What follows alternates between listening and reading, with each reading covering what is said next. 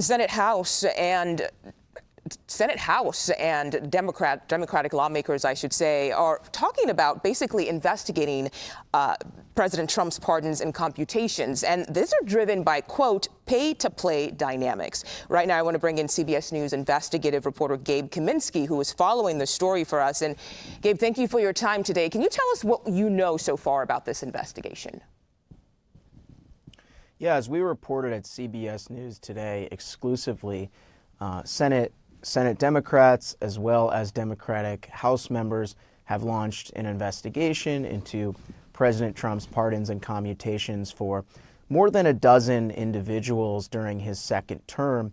And their concerns and they're looking into allegations that clemency has been driven by what they describe and what's been described as news reports as alleged, quote unquote, pay to play. The notion that there is a backdoor avenue for individuals to receive clemency during President Trump's second term that diverges from the traditional process.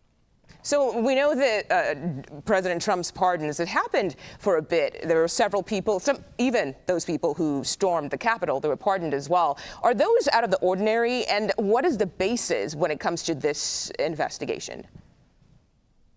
The pardons, the Capitol riot pardons and commutations are not the focus of this investigation. This investigation is focused on predominantly white-collar crimes involving fraud.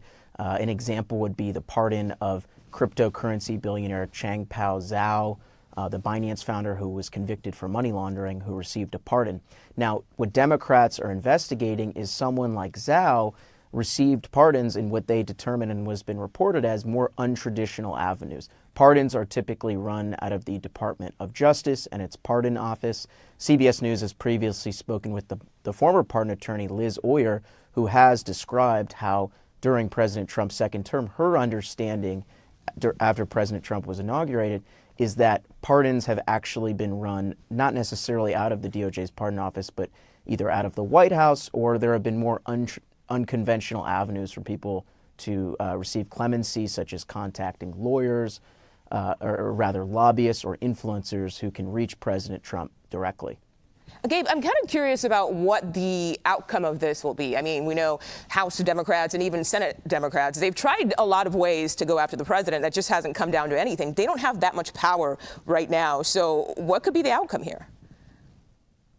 That's right. Democrats are currently in the minority in Congress.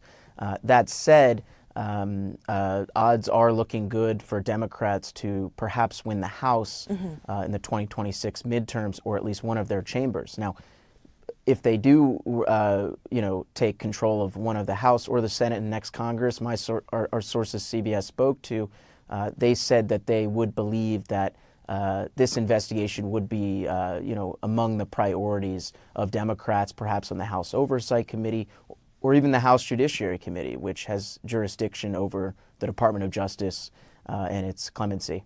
Wow. Okay. Gabe Kaminsky, thank you so much for your time today. Appreciate it.